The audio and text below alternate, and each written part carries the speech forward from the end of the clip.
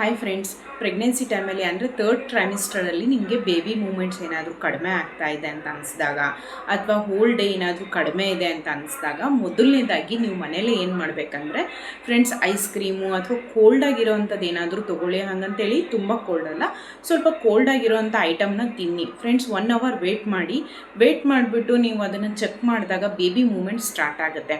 Friends, ದಿನದಲ್ಲಿ baby moment 10 times ಇರಲೇಬೇಕು, ಅದರಲ್ಲೂ ಥರ್ಡ್ ಟ್ರೈಮಿಸ್ಟರ್ ನಿಯರ್ ಬಂದಾಗ.